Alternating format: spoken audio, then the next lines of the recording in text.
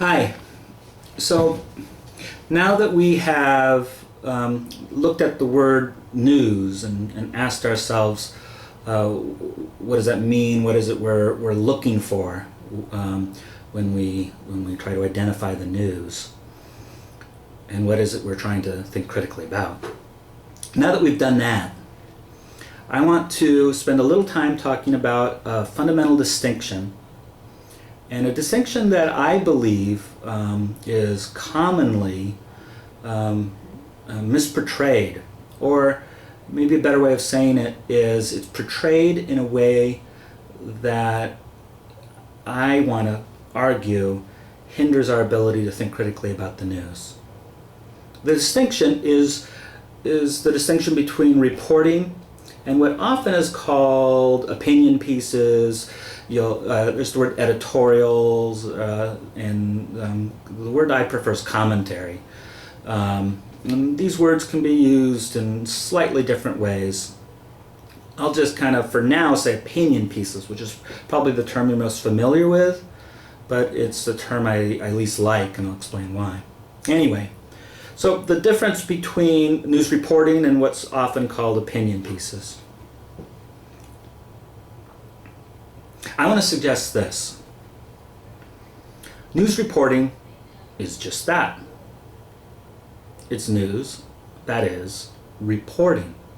If you go back and look at chapter 2 of our book, there's a section in what is not an argument. You'll notice that one of the concepts there, the concept we didn't cover in class, is reporting. And it mentions that this is non-argumentative language.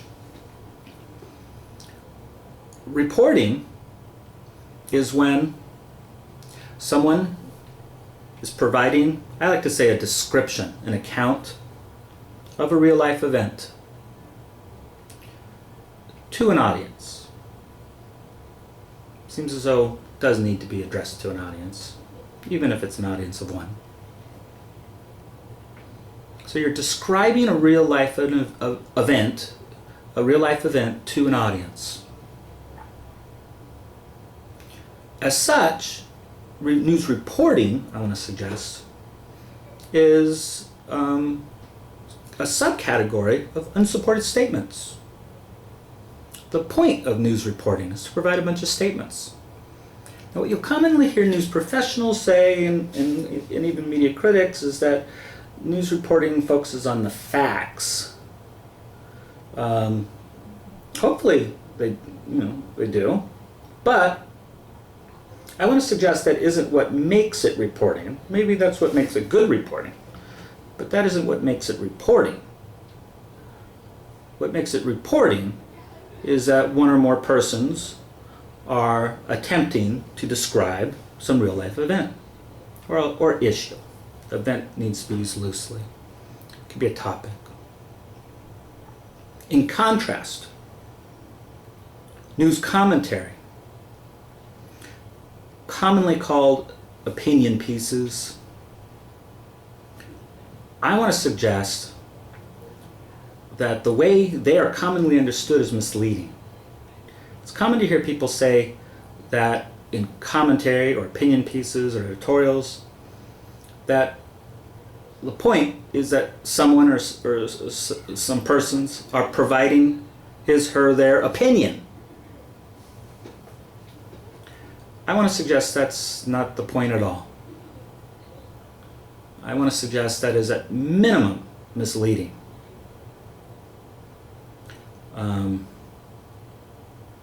I want to suggest that the point of what I like to call news commentary, but it just kind of uses as an umbrella term.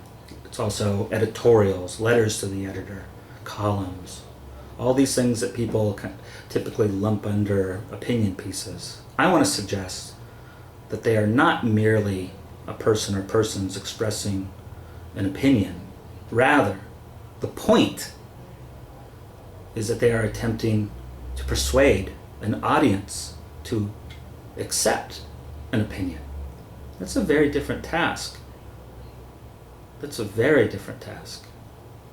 That in in general, is the difference between unsupported statements and arguments. News reporting, you're going to find unsupported statements. They may be obviously true, maybe obviously false, may not be so obvious if they're true or false, may be unknown, but they're describing, they're giving a bunch of statements. That's news reporting. In contrast, news commentary, this authors, or someone on radio or television is trying to persuade us. They are offering reasons for us to accept an opinion. At least, a better way to say it, is that since they are attempting to persuade us to adopt a conclusion, what we look for with commentary or editorials or opinion pieces is we look for arguments. We look for reasons provided to justify whatever the conclusion is. In a news article or report, I'll say, the authors, the reporter, should not be offering arguments to support some conclusion. That's not news reporting. But in commentary, it's exactly what the author or the news personality is doing. They're they're trying to persuade us, and what we look for are reasons why we should adopt their conclusion.